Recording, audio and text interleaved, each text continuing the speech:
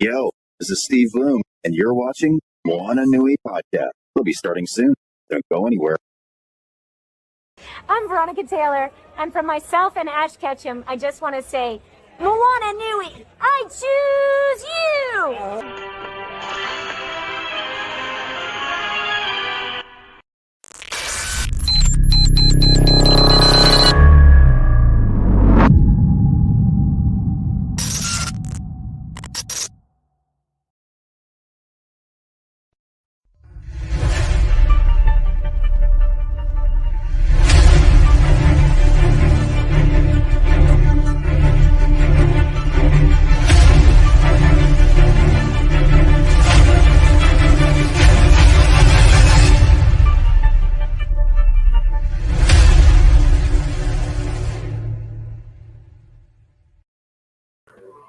Aloha, everyone. Welcome to the Moana Nui Podcast. We're so glad to have you tune back in with us. If you joined us for our earlier episode, we got to sit and talk with our panelists about Disney Plus new series She-Hulk. So if you missed any of that, definitely go to YouTube, Facebook, Twitch, or Twitter to be able to watch that episode. There's a lot of good laughs and a lot of great conversation with that.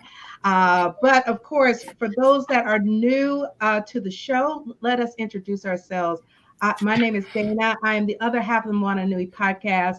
I'm also an event planner, a con event, and cosplay photographer. I photograph MomoCon, DragonCon, several other cons, and you even see my photos with DC Comics. And also, I'm a voice actor outside of my day job.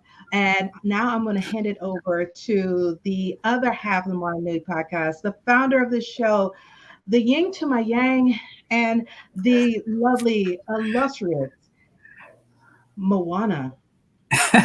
Aloha, everybody. It's Moana here. Good to see everybody tonight. I'm really excited for tonight's show. I think this is one of my favorite shows on our particular podcast. Suan is always bringing the heat. And so I'm really excited for tonight's topic. But for those who may not know me, my name's Moana. I am the founder of the show, as Dana mentioned. I'm also the publisher for our imprint here at Burning Spear Comics and the Wildcard Chronicles comic book series, and a children's book author for the Adventures of Nakoa and Nohea series, which is a series that follows two young Pacific Islander children on all of their watery adventures. And of course, a champion for our BIPOC community. So thank you all for being here tonight. Please engage with us in the comments. I'm really excited to have this conversation. Exactly. And of course, before we bring all of our wonderful guests and the illustrious Sue Ann Hong, who always brings so much good information for this segment. A couple announcements. One thing, for those that are new, the Moana Nui Podcast, we'd like to definitely highlight different Kickstarters, especially with so many in the BIPOC communities that JD's asking if I'm wearing a Power Rangers costumes. No, I am wearing a kickball t-shirt because we had kickball today. So I'm wearing my kickball t-shirt right now. But as Moana mentioned, she is a children's book author. And one thing we like to do is highlight different series that are from the indie community that is giving that diversity aspect that many people are looking for. And one of them is Moana's children's book. She's currently have a Kickstarter out for her third children's book in the series. So if you are looking to support, or you have some little ones in your life that is looking that you love to give some other books to them, and also teaching them Hawaiian as they're reading the book, please go to her Kickstarter. The link is in your comments. And of course, a friend of the Moana Nui Podcast, Malachi Bailey, is turning his books into a comic book series. And the first issue of her will be with Wingless Comics, and his Kickstarter is going right now. That link is also in your comment section. So definitely click on that link and go and support both of these projects so we can make a lot of things that we want in entertainment come to life. And with that, I would like to introduce our moderator, the person responsible for this Develop Your Talent segment, Sue-Ann Hong, and she is the CEO of CAPAW. She's doing some amazing things for a lot of women in the community and around the United States with several initiatives she has going. And of course, if you love this segment and love to support CAPAW, please go to the website and you can go and there's a donate button. Click on that and give your support to that. You'll see the information, how you can follow CAPAW right in the banner below. And with that, I'm going to go ahead and bring Sue-Ann to the front. Welcome, Sue-Ann. Hello, my sisters. How are you? Good to see you. It always seems like a month is so far away, but it comes so quickly, and I'm so glad for it. Yes. Absolutely. I'm so excited about tonight's segment. So Yes. Definitely. And of course, as we get ready to introduce our panelists, this is definitely a new lineup of panelists and something different, in which Sue-Ann will, as you read these introductions, you'll understand why this is a little different than our usual lineup of different guests. Our first panelist for tonight is Anjana. She is currently serving as the Director of Diversity, Equity, and Inclusion for Red Cross at the national headquarters. In the last 20 years, so she started at the Red Cross at 10, she has had the opportunity to work with the International Red Cross and Save the Children US.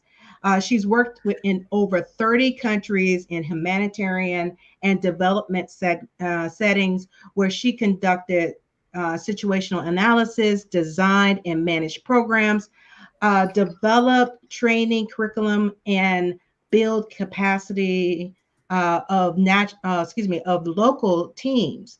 And she has also developed a program guidance and strategy pertaining to community-based psychosocial support, children protection, gender and diversity and inclusion. So let me go ahead and bring up Anjana. Welcome, Anjana, to the show. Hi, everybody. Welcome. Welcome. And Jay, man, one of our faithful people that watch our show, it says aloha, ladies.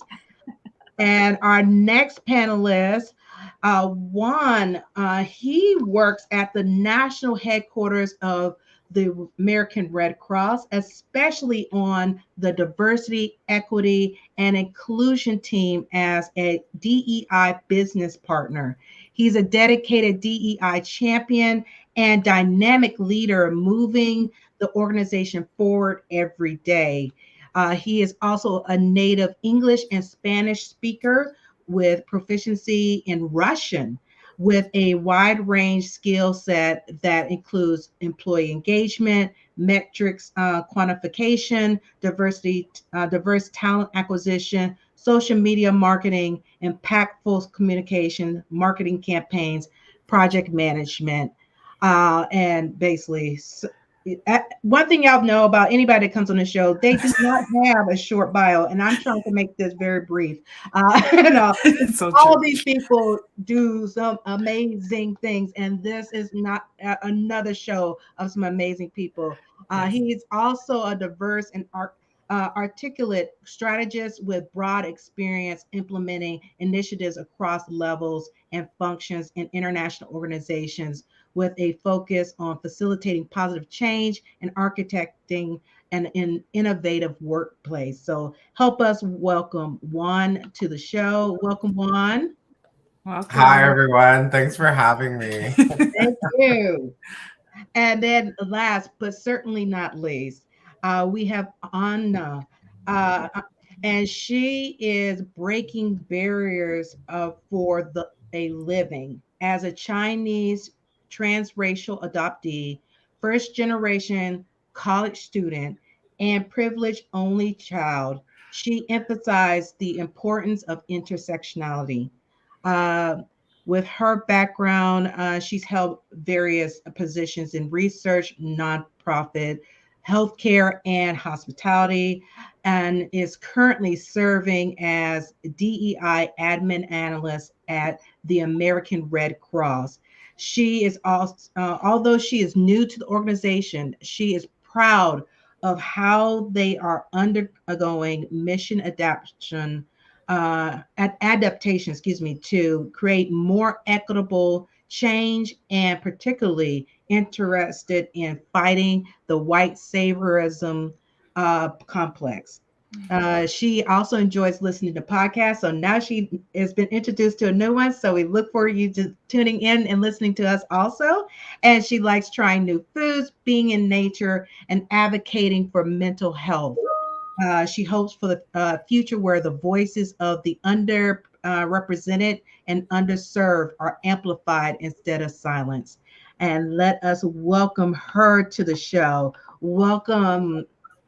Thank you. Thank you so much for having us. We're so excited for this episode. Well, we're so excited. And as I mentioned at the beginning, something different. Usually Sue-Ann gets somebody from the nonprofit sector, the corporate sector, and different sectors to kind of have their representation. This is the first time we've had all our panelists from one organization. So we're very excited to have this conversation, and we're going to now hand it over to Sue-Ann. Sue-Ann, it's all yours.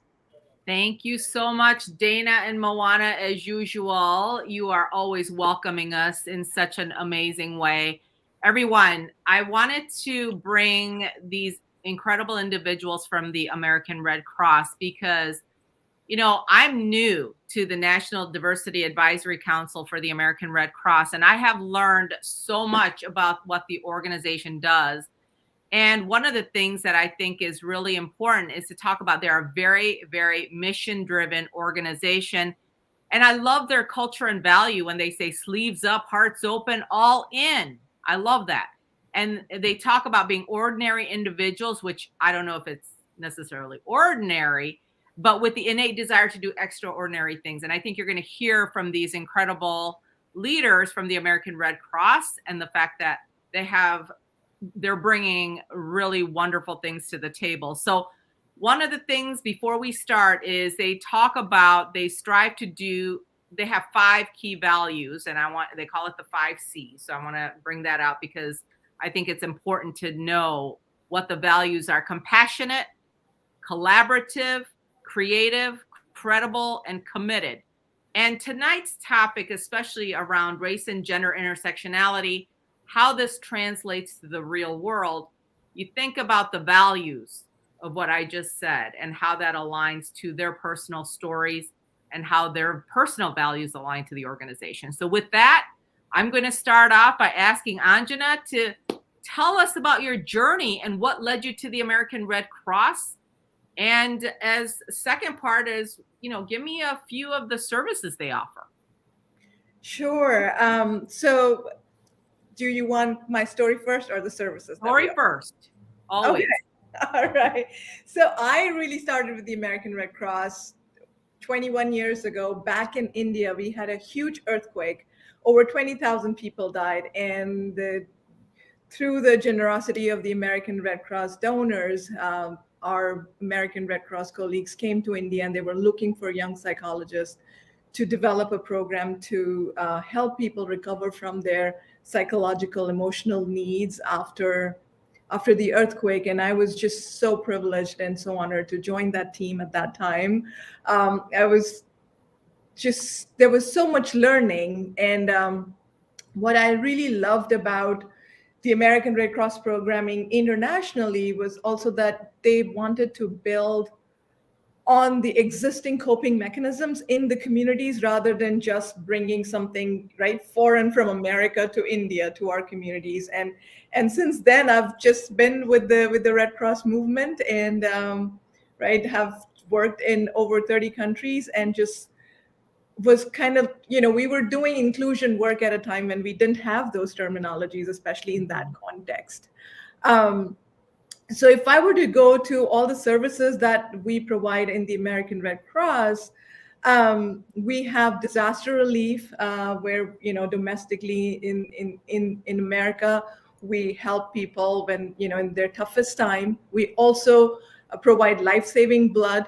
We also do training and certification in swimming or CPR, first aid. We also serve our military families. We help support with mental health and resiliency. We also help make connections between families. And we also have a wing that, like I said, serves in the international side.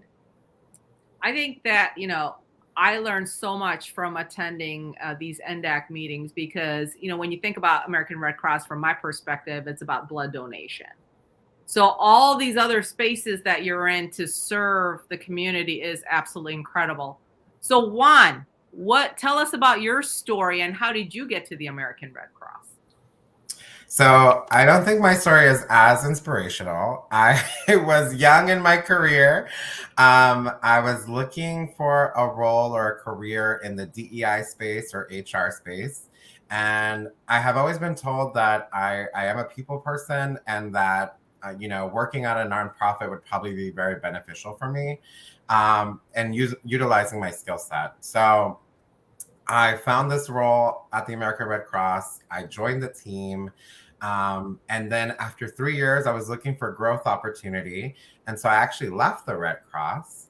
I think when you leave the Red Cross, you realize that you never truly leave. A part of the Red Cross always stays with you. You see it everywhere. I started seeing it at my bank, at messages happening on the news, anywhere on commercials. I would always see the American Red Cross. So then after 2 years of leaving the Red Cross, I was actually asked to come back and help with Latino initiatives and Latino engagement at the DEI level, national level within the organization. And I couldn't have said yes probably more quickly. It truly is a blessing coming back to the organization. And I also felt like I just picked up where I left off a little bit with folks that were in the organization. And it's like you're working with family almost. And then in terms of services offered, I'm so glad Anjana already talked about all the amazing work that we do as an organization. I wanted to touch a little bit on what we offer our employees and volunteers. So we have 7 resource groups within the American Red Cross that cover very different and demographics or affinities. But some examples are Umoja, our Black African American group, our Latino resource group, our women's resource group, the Ability Network for people with disabilities, AAPI group, of course. I can't leave here without mentioning them, and a few others. And then I also wanted to talk through some of the learnings that we offer. We have our monthly cultural competency series sessions that we host internally, Learning to Action, and even pushing out our new Inclusive Leadership Foundation courses across the organization. So thank you. Amazing, amazing. And Juan, yes, it is inspirational. And by the way, I do see Red Cross all over because you're wearing the shirt. Right. I keep seeing signs. I don't know where they come from. Exactly, exactly. Well, thank you so much for that. Anna, how about you? So I feel like I manifested this into my life. I visited the DC area maybe a month before that this position opens. And then given my experience, I felt that this was the perfect role for me, right? I wanted to leave. I would say my city is still pretty diverse, but I wanted to find an area that was even more diverse. And when I think about my story, so what I was transracially adopted, and I think that a common narrative is a lot of like white families, I think especially, will sometimes see children from different countries and say, my intent is good, right? I want to adopt, I want to be able to help a child, but then necessarily the mission orientation doesn't align. So maybe they'll take like a colorblind approach, right? So, or maybe like, I've even connected with some Asian transracial adoptees who said that at the beginning of COVID, like their parents have been explicitly racist towards Asians, right? So maybe like that, when we speak about these concepts of intent versus impact, how that comes into play. And that's something that I'm really interested in, especially at the Red Cross. So at our NDAC meeting, right, we had some folks come in and talk about how a lot of the services that we're trying to provide make them more equitable within our mission delivery, right? So partnering with the organizations and the communities that are already there. So maybe if we don't have that relationship yet, those organizations do. So then we can serve our mission at a broader level. So we already brought on some people, right, to work on those diverse partnerships. We have a new team member. I got to shout out Nurdeen. And thinking about also kind of, so I'm new also, but something that I learned about is like the mapping technology, right? So something that we didn't have 5 to 10 years ago is that we were more saying this is the amount of meals that were provided, but not necessarily identifying what the communities were. And then we can break that down even more and say, you know, these communities were underserved, these communities were underprivileged, and then break down, you know, you can get into the demography from there. So one of the things with the American Red Cross, I'm hearing you say, Anna, is the fact that they're actually using data and technology to really focus on what communities really need to be served and prioritizing. So we'll get into some of that later as well. But let me ask you this. So from a perspective, since our conversation is around intersectionality, how have you each experienced that intersectionality between race and gender personally? And let me start with Juan on this question. No, well, thank you for starting with me. Although, even as I'm going first, I'm thinking about the privilege I hold as a male, even though I never realized it when I was younger that was privilege. And so, as a person of color, at being Latino, when you are faced with either discrimination or with challenges against you, you already develop a sense of, you know, how is it that I can hold privilege, right? And I couldn't see it. When I was younger, I remember asking the question of one of my college classmates of, you know, I'm male, but I'm gay. Does that cancel each other out? And the answer is clearly no, it doesn't. Right. And I had to open my eyes and also do a little bit of unlearning around what privilege I do hold and how I take up space, whether it's in a virtual room or in a physical room, and come to terms with that. Also, being that, right, a lot of stereotypes that exist within Latino culture are of machismo. And that's like the big, strong, burly guys, and we're manly men. And I have to shout out to my father as well for just showing me that from very young. He's always taught me that, you know, no matter who anyone is, no matter how they identify, it's all about respect and showing someone respect. And so I've always carried that with me. So that's my quick bit on race, as well as, you know, gender and how I'm starting to construe it in my head. Well, first of all, there was a lot of nuggets there to unpack. First of all, Yes. Juan, do you want to share about what is your ethnic heritage? Yeah, so my family is from El Salvador. I was born in the United States, so I identify as Latino. So how did you know about privilege? When did that come to light for you? It came to light when I would see that I would not get asked to do certain tasks, whether it was cleaning the dishes, cooking, serving the food. Those were tasks that were given to the females in the room, at a party, in a social setting. And so for me, I had to be more cognizant of that, right? Because when someone holds privilege, you ignore that. That's something that sort of comes as a benefit to you, and you have the privilege to ignore it unless you're intentionally creating awareness around it. So I would intentionally create awareness around it, and I would be the one to step in and offer myself to wash the dishes, clean something, serve something, to sort of break that stereotype and that mold a little bit in my family, as well as just within my community. And any other time I would see it as well in the office, even, right? If you start seeing the women in the office start serving the sandwiches for lunch, like, oh, no, let me help you. Let me help you. Trying to change that up a little bit. So those were some instances, very personal, where I would start seeing that privilege. But also in college, there was always experimenting with gender and doing a little bit of drag. It was not good drag. This is not RuPaul's Drag Race drag.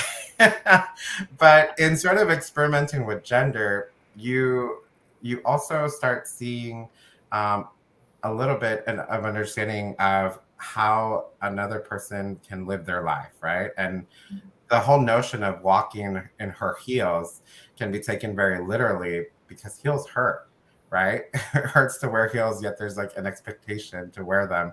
Just like we have expectations of women or non-binary folks, to act a certain way, to be a certain way. So yes, I'll stop right there. I love that. And that's a great perspective, because again, walking in somebody else's heels, to your point, that's, that is really a way to create that connection and understanding, compassion, and all the things that we've talked about. But Anna, how about you? Tell us about your intersectionality journey. Yeah. Okay. Thanks, Juan, for sharing. So I also want to acknowledge my privilege, right? I think that one of the main areas of privilege that immediately stands out for me is like financial privilege, right? So when I think about the fact that, yes, I was a first generation student, I also held the privilege that a lot of individuals don't have.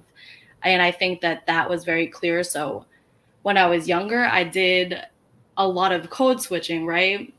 And when I think about also race and then gender intersectionality, I think the reason that I'm so passionate about the DEI work is that as a woman of color and then raised by a father who fits into, white male, heterosexual, cisgender, like all those statuses, I had to learn how to not only navigate it, but really validate my experience, because for a while I didn't have the skills or the knowledge or the research to understand that, right? Because I think about that more so when I was younger, like elementary school especially, I didn't have Asian representation, didn't have, females in role models in like high positions of power. So felt in those aspects a lot of time that relating to kind of like when you think about like Twinkie or banana, like you're yellow on the outside and then white on the inside. And really how those dynamics came into play. Oh, there's so much there. I can relate to so much of that. And especially in being in corporate America, having worked in corporate and just the whole trying to fit in and the whole assimilation with your intersectionality and how much is too much, where you lose yourself almost, and then have to pull yourself back, So, but the privilege piece, we had an individual from Facebook who said, privilege is very important to acknowledge in intersectionality. So that's huge. So Anjana, how about you? Tell us about your journey.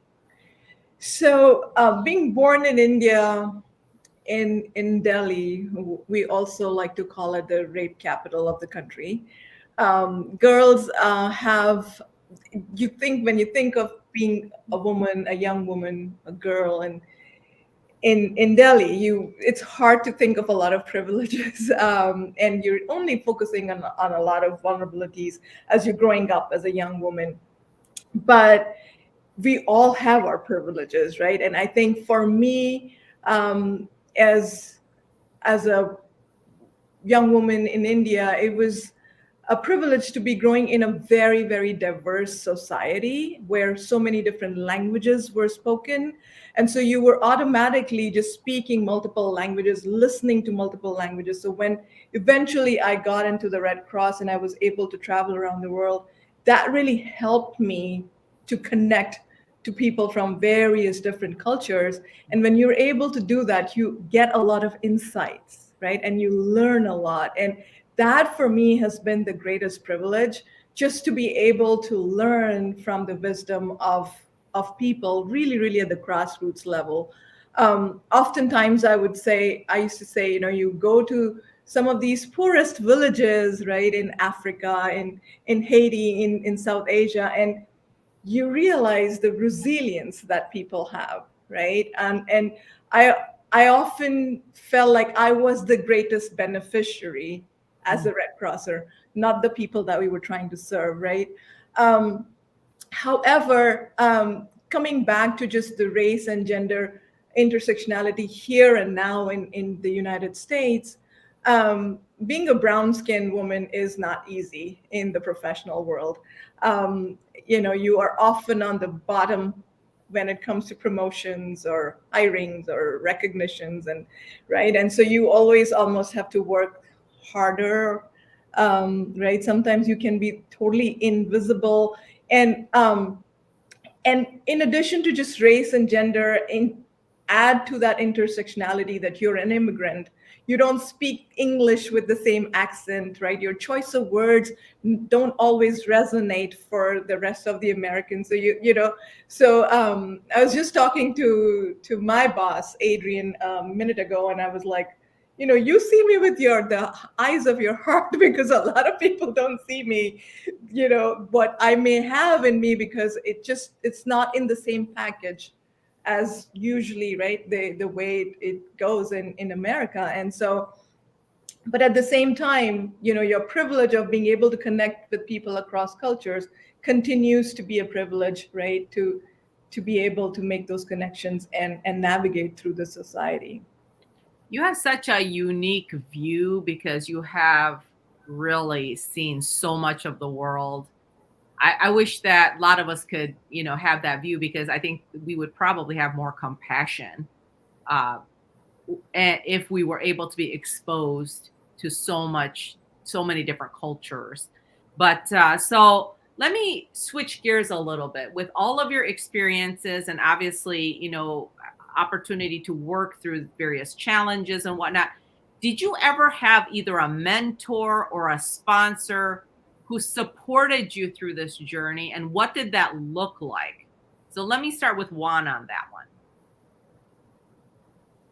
I appreciate this question on mentorship because I've had so many mentors in my life, and they can be informal mentors or people who don't even know that they're mentoring me, and of course some formal ones in all steps of my career. As it relates to race and ethnicity,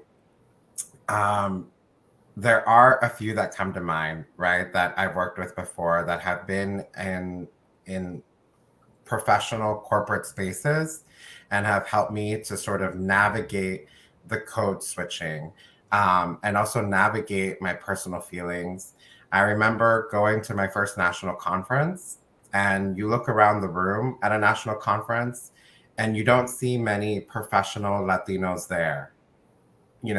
You go to the large dining hall banquet, and you're looking around and you don't see a lot of people that mirror who you are, except for the workers.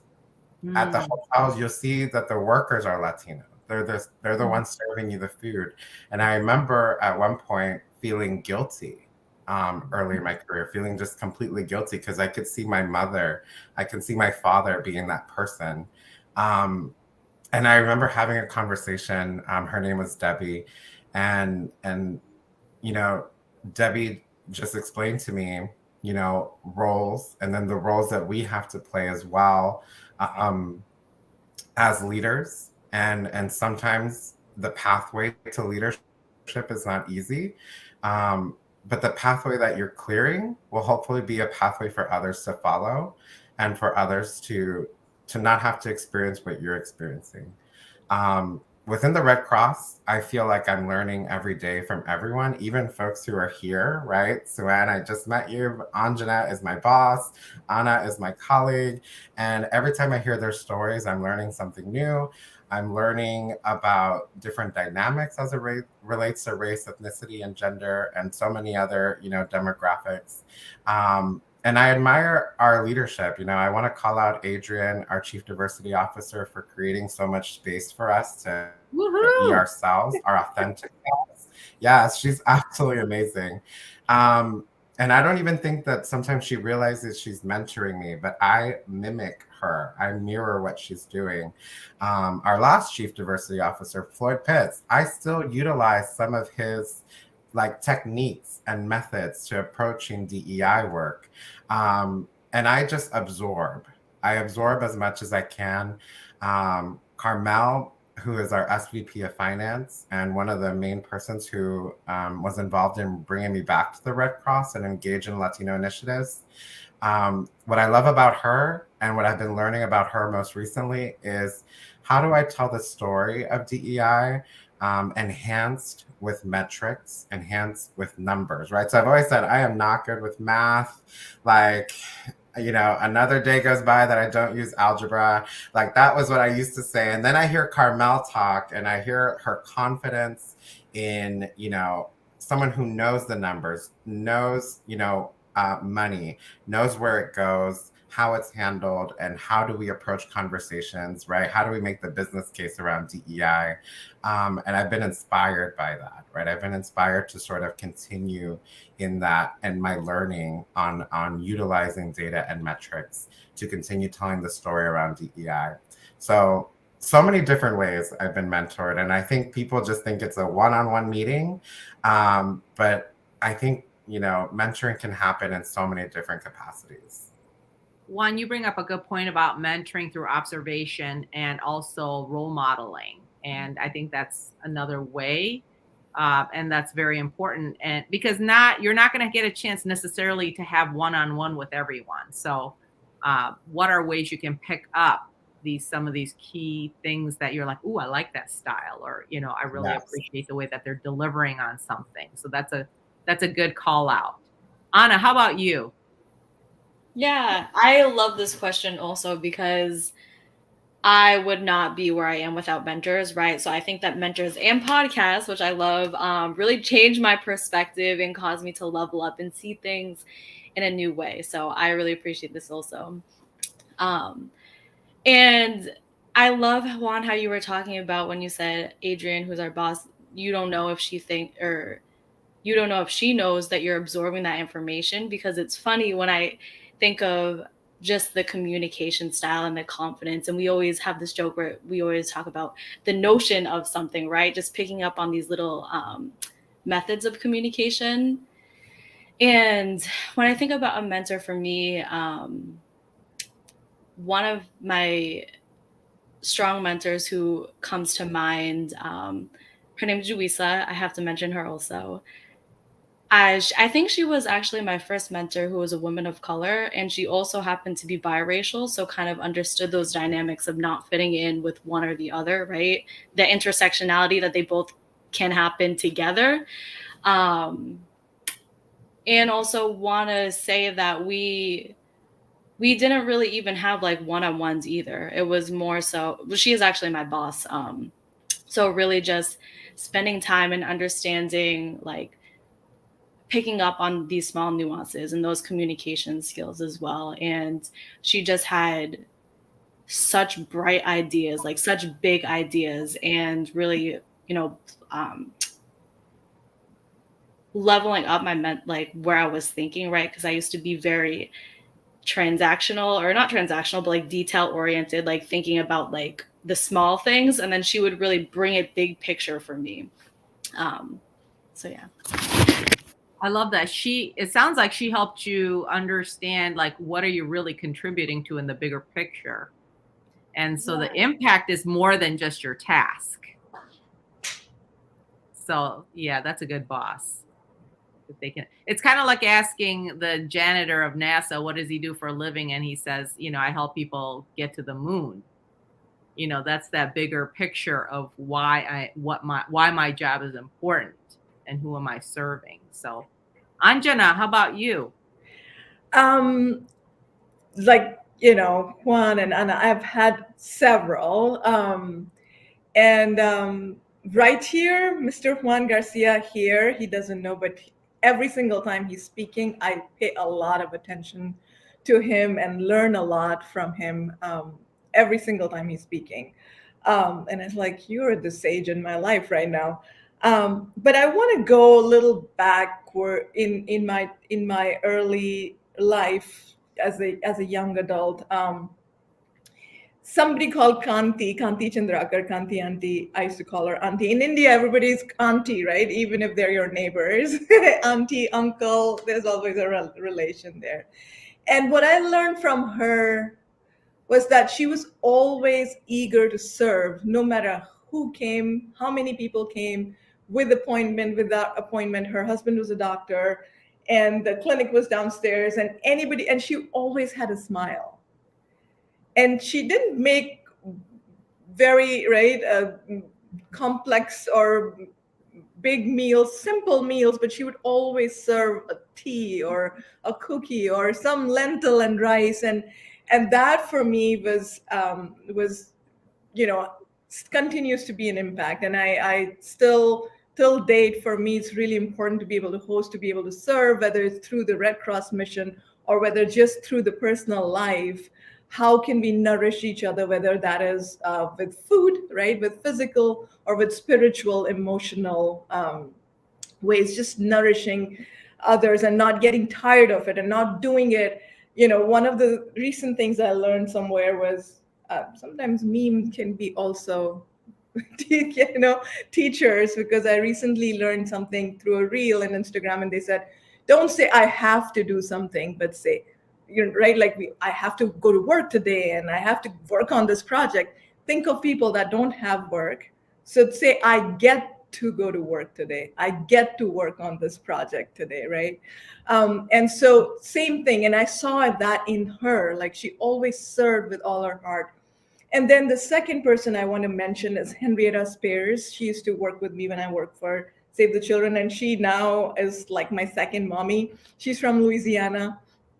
And she grew up in a very poor household. And she said, Anjana, we didn't need windows in our walls because we had holes. She grew up in that sort of a environment, and now she's a licensed mental health worker. Amazing person. And she always teaches me about empathy, right? Always trying to learn from people, try to right? You can never fully understand what's going on in another person's mind, but really putting yourself in their place. And she takes me in a spiritual journey, faith-wise. I'm very grounded in faith, and she too is, and we both happen to be Christian. And one of the things that Adrian and I were just talking about is sometimes we want to fight, right? Because there's so much coming at us. And one of the mantras that she's given me is be still. Right? If you're drowning and you make a lot of movement, you're going to be drowning more, right? But if you just let your body just float on the water, you will be able to survive and thrive eventually. So those are the two people. And Henrietta also is so important for me because coming from India, it was very hard for me to understand the race and the racial discrimination and the systemic discrimination. And Henrietta, coming as a Black woman coming from Louisiana, she really has helped me not only understand the systemic issues in America, but also when I'm interacting with people from different races in the American context, what does it mean and how should I interpret and sort of navigate through that? Absolutely. it's complex, right? It's complex because it's all in the context of where you're at, but you're bringing all of these other cultural acumen and cultural nuances to the table. I was curious because of the type of work that you all do, and I look at it as it's very emotionally driven work.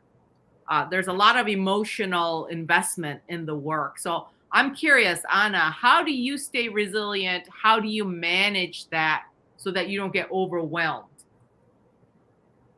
I think it's all about community, connecting with those people that you really care about, especially, when you're overwhelmed. These are deep and these are harsh conversations. And it's funny that you mentioned that because last Thursday we had our team meeting after, and we were all getting into deeper conversations, right? So we could get to know each other better. And in that moment, I just felt like my spirit needed to be released, like it needed to say something. And I ended up crying. But I think that it helped everyone get a better understanding of, how I was feeling at the time and help others get a better understanding of who I am, right? Because vulnerability is really important, because if you don't, show up and tell others how you're feeling in that aspect, they don't know how to help you at the same time. So I think that it's really all about connecting with the people that you care about, and, really trying to find the community. That is so important, especially when we've not had an opportunity to meet face to face and now we're just starting. So, I mean, community looks very different these days. So what about you, Angeno? How do you deal with the emotions of it all? Because I'm sure it can be very taxing. It is. So I'm going to just move my camera just a little bit, show you one of my biggest source of resiliency. That's my husband. You want to say hi, husband? He's also a Red Crosser, and my son Abraham. Family comes first for me. They are, and my Red Cross family. So, right here, Anna, Juan, Adrian.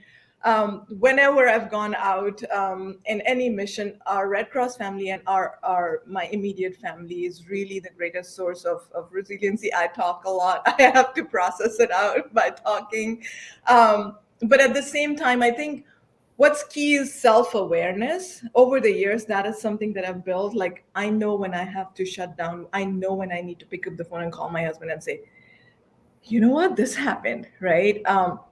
Because it is a huge responsibility to be interacting with people who are suffering. And if you're not going to be aware of your own stress and your own energy that you're bringing to that context, you can end up doing more harm than benefit people. And do no harm is an imperative for our work. So self-awareness, and then making sure that you are doing everything that you need to nourish your own soul and take care of yourself is really, really important. And friends and family play a big role, in addition to exercising and music and good food and things like that. Absolutely. And hopefully having some fun too in there somewhere. Yes, right? Absolutely. Yeah. Juan, what do you do? What's your way of managing through stress and emotional depths? Now, I'm so happy you asked this question, Sue-Ann, because I am still figuring it out. I'm still figuring it out.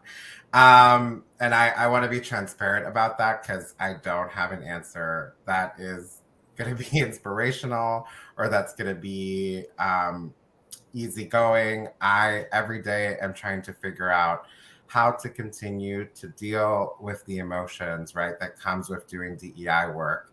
The emotions that come with, facing issues that deal with gender, race, ethnicity. And I try to take the practical approaches, right? Prayer. I run, I try to exercise, I try to keep a stable mind. But sometimes it's hard. And, like Anna mentioned, like sometimes you just have to let go of those emotions and I do allow myself to cry. I do allow myself to process. I also come back to the people who I consider my healers, right? Which is one, God, but two, my parents, my mother and my father. And I stay rooted in what they have taught me around resiliency. Migrating to this country over, 35 years ago, completely moving their homes, establishing a new home, facing challenges, language barriers, discrimination. And here I am around the same age that they were coming to this country with so much more privilege because they set me up for that. Yet I know that I have to continue. So I stay rooted in their story, knowing that I am just a building block of their lives as well, right? I'm standing on their shoulders. And so I know that I have to be resilient because of that. But in the practical methodological work behind it, I am definitely still figuring that out every day. And sometimes it's harder than other days, but I like to be transparent around that because I don't think there's just a one and all solution. I think it is almost like a journey and an ongoing healing effort as new issues also come up. Well, you could have different issues daily that require different ways of addressing your emotional needs. So, Exactly. I love the fact that Juan, you're very connected to like the past, present, future. It seems like you're very connected in your history and how that shapes you, and then how does that push you forward. So I really appreciate that about you. Thank you. So let me ask, from a perspective of the Red Cross mission, can you share any examples where you've impacted communities, something that touched you personally, something that, that your work directly impacted the community that you serve? So any examples of that? And I'll let you guys jump in, whoever wants to start. How about Anjana? I too was thinking of Anjana. She has the most international experience and domestic experience in deployments as well. There's so many examples. I was just thinking which one should I pick. Since Ukraine is on everybody's mind, let me bring an example from there. The last time when the Crimea intervention happened, I was out there doing conflict analysis between, not Russia and Ukraine in that moment. I was doing a conflict analysis between the internally displaced population and the host communities within the country, because, right, even the languages between East and West Ukraine are different, and people were just feeling, all these people are coming and encroaching in our lives, and now we have to share resources. So we had to, we were looking at programming around that. And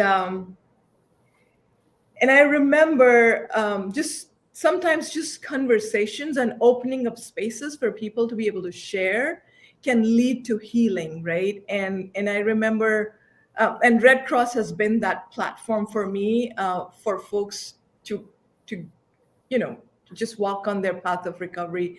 And I met with this a couple, they were both in their 90s, and it was snowing, it was white, it was covered with snow, and these were tin shelters.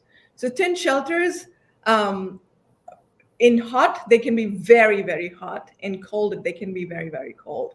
And here I walked into their little trailer kind of shelter, and this very beautiful old lady, she was just sitting, and I was holding her hand, and she said, God has forgotten us.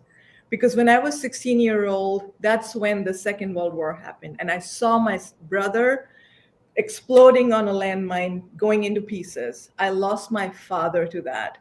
My husband and I were young kids. We got married and we built our life. And now we are in our 90s. Tell me, how am I going to rebuild what I've left over there, right? Because now she was far away from her hometown. She's like, God has just, right, forgotten us. And we were holding hands, and she's crying, and I'm crying, and I don't speak Russian. She was speaking to me in Russian, and there was a Ukrainian Red Cross person. We always work through our local colleagues. And even through the interpretation where I'm crying and I'm like, God has sent me all the way from America just to tell you that he's not forgotten you. And we are here to listen to your needs and meet them as much as we can.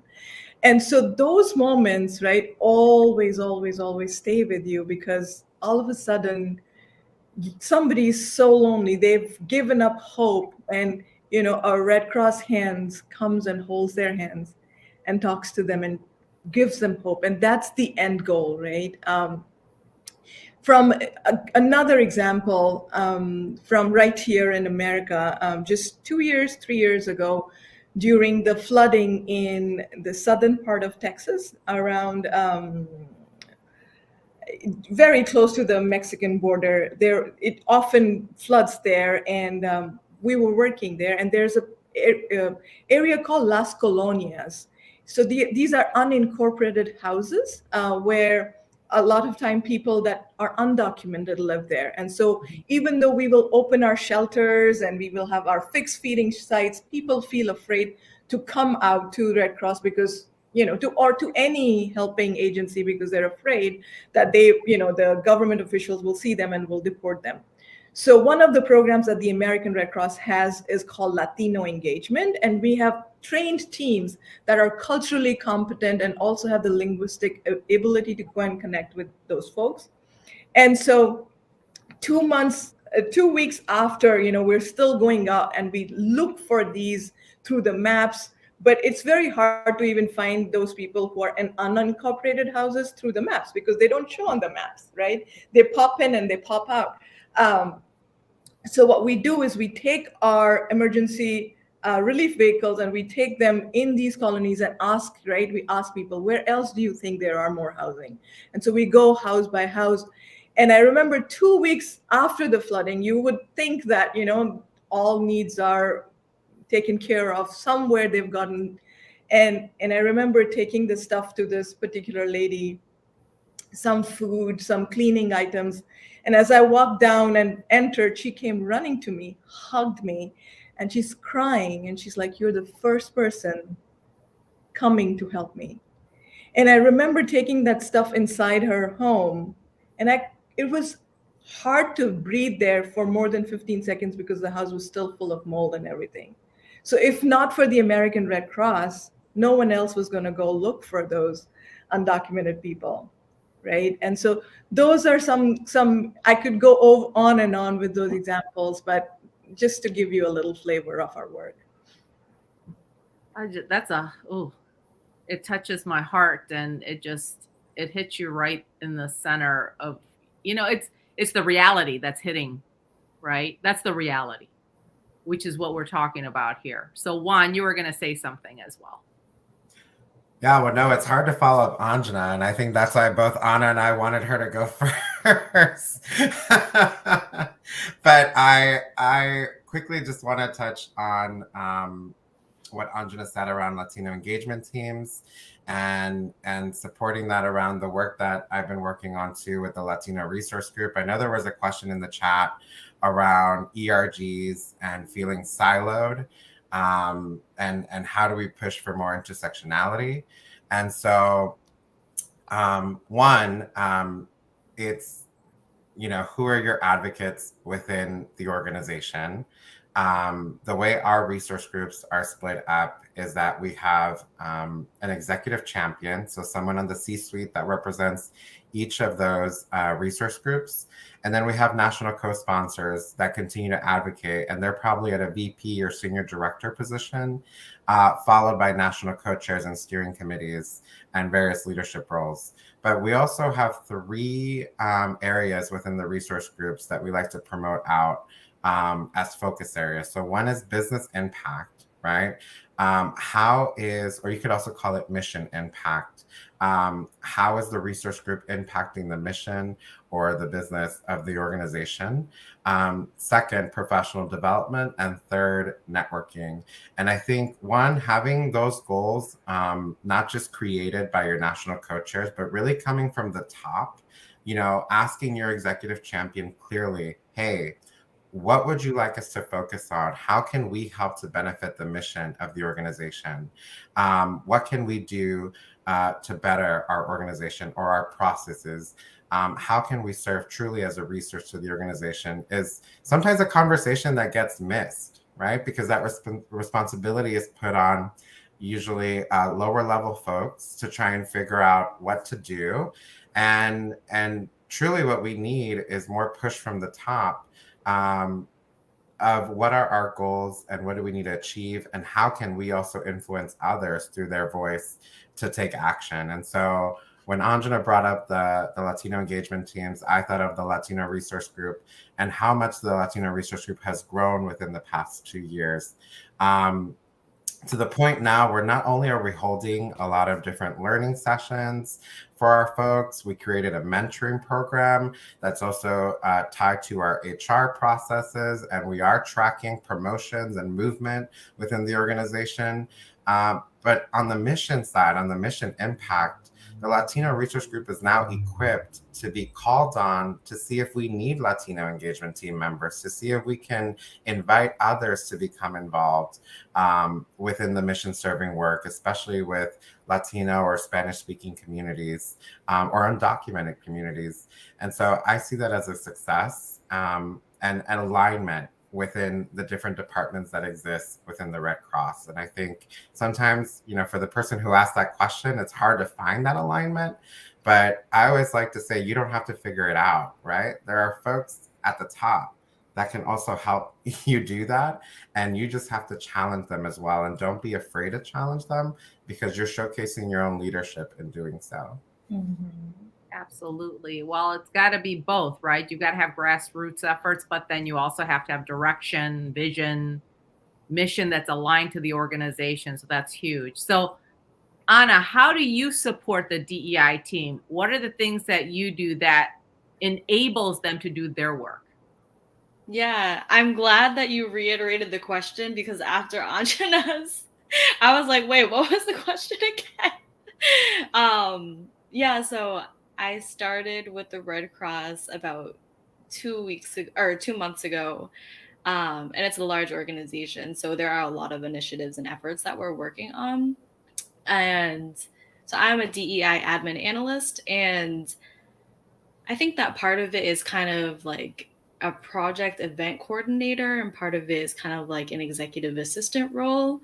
So we have a lot of initiatives that we're working on, and some of them are around, right, like pulling the data to really tell the story. I think that that's a big initiative that we want to work on because we collect a lot of data, right? Juan mentioned earlier that we have a cultural competency series every month. So I kind of think of it similar to like a lunch and learn, where we have people come in and share their expertise and their experience, and then we can help really help Red Crossers take that lesson and apply it to their daily lives or their like daily work, right? And I think that, for example, like that's just one area where we're collecting the data on how many people are leaning in on these. And then a lot of efforts that we're working on is with our workforce and volunteer staff, right? Increasing the demography in that aspect. So we have some charts that we send out or like presentations that we pull out where we want to be able to be like hold ourselves accountable for that and then share with the organization where we are, right? So we'll break down demography by like race and ethnicity. And then right now we have binary gender, which we have a working group we're working on. And kind of break it down by departments, right? So biomedical services, humanitarian services, national headquarters.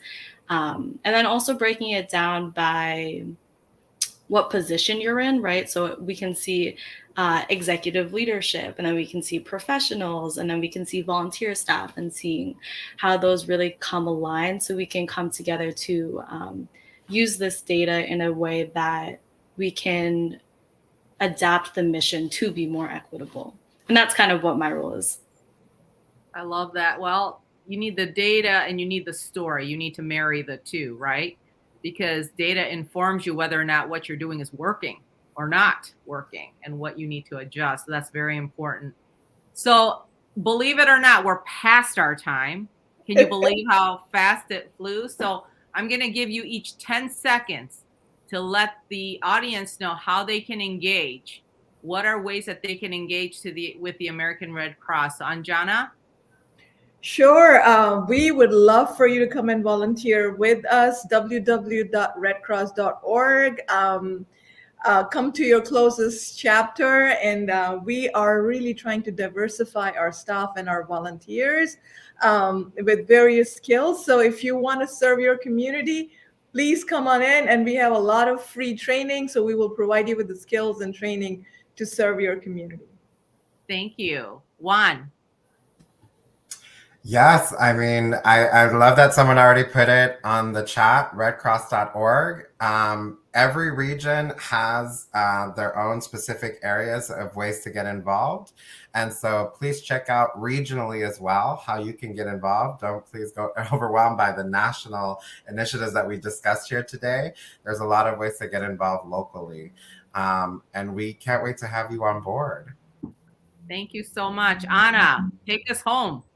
Yeah, I'd also say that even if, maybe DEI isn't the area that you're most interested, there's so many different organizations and initiatives within the Red Cross that you can really lean into. And we welcome volunteer partners.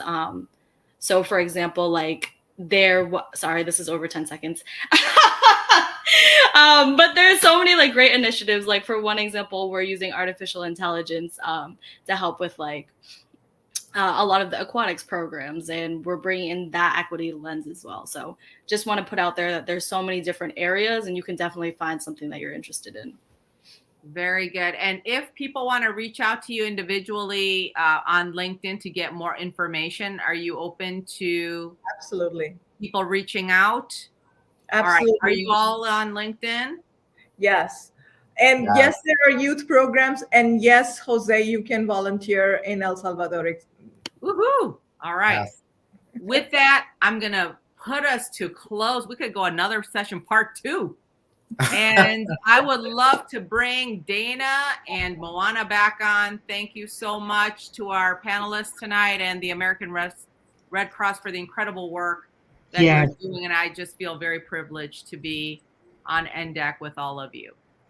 I definitely agree. Definitely. Yes, thank you. And I know Juan wanted to answer one of the questions from the audience asking if there's youth programs that the Red Cross is offering that youth can be part of. Yes. Mm-hmm. Okay, so awesome. So as they said, definitely go to redcross.org. Look at some of the initiatives both locally and nationally, and also internationally. If you're like Jose, who mentioned about volunteering outside of the country, that you can go and help other places, because we already know Puerto Rico and so many other places got devastated with hurricanes and much more. They need all the help they can get. So definitely go to redcross.org and see how you can help, not only individually, but you may even see how you can do something with your corporation to also help. I know my corporation is doing stuff with the Red Cross with the initiatives from the hurricanes. They do it every year. So we definitely see how you can integrate that into your corporate culture also. Mm-hmm. Dana. Definitely tonight was a great conversation. Thanks to Sue-Ann. Yes. Sue-Ann sees me so much because not only is she on here, she does stuff at my company also. So if you would like to book Sue-Ann, please contact her. That's right. Go to CAPAW.org. You see it in the little runner of the banner right there. Go to the website, send a message saying, hey, love the topic that Sue-Ann had for Develop Your Talent. Love to book her at my corporation, and donate to CAPAW, and she will come and speak because she's done numerous things at my company. Thank you so much, my PR person right there. That's right. Dana's all of our PR.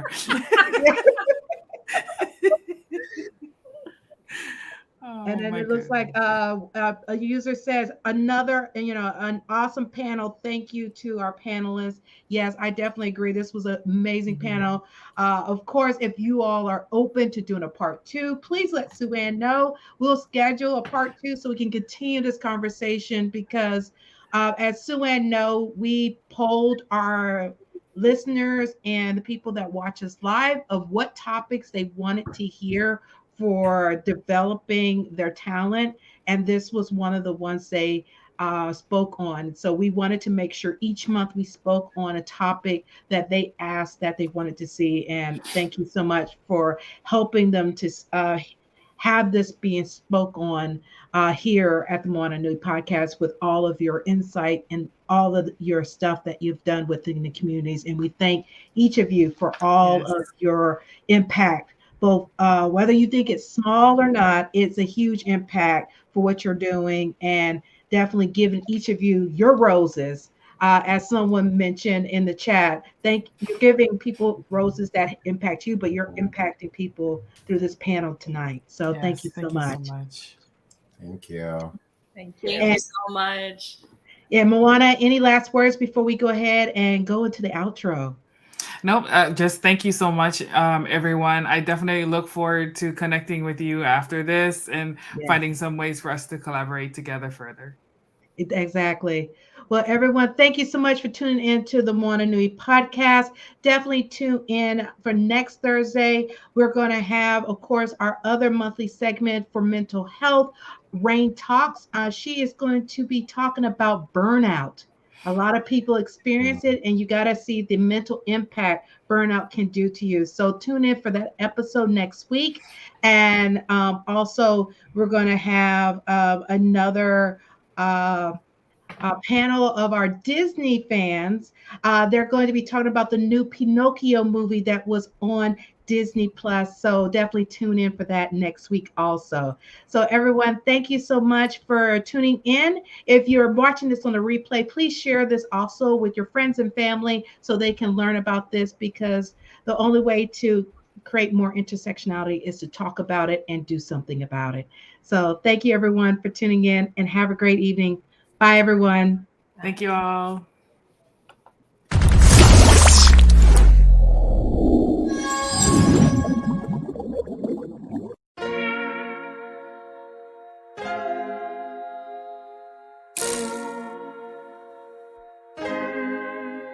So many stories left to tell, even if we have to ourselves. Can keep history on the shelf. If we won't tell it, we will. If this the land of the free, it was a freedom then, when they annexed Hawaii and called it Cedar Lands, without any type of payment and no signing off. Called themselves the Republic in 1894.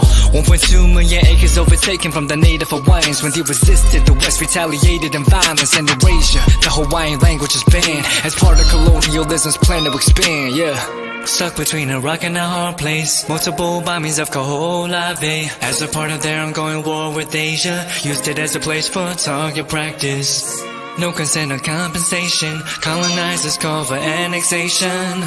No regard for all the locals. School will never let you know. So many stories left to tell, even if we have to ourselves. Can keep history on the shelf. If we won't tell it, we will. Too many stories left to tell, even if we have to ourselves. Can keep history on the shelf. If we won't tell it, we will. We will. So if you put Hawaii into perspective, well, Black and Asian history is interconnected. Considering the fight with the Pacific, then of course, versus Asia, they was treated as a middleman for war, but didn't let the Western colorism run its course, cause dark skin was a sign of dignity to core. The land was taken in the name of capitalism, when prior to it was an actual kingdom. Clap back at the system. Stuck between a rock and a hard place. Multiple bombings of Kaho'olawe as a part of their ongoing war with Asia. Used it as a place for target practice.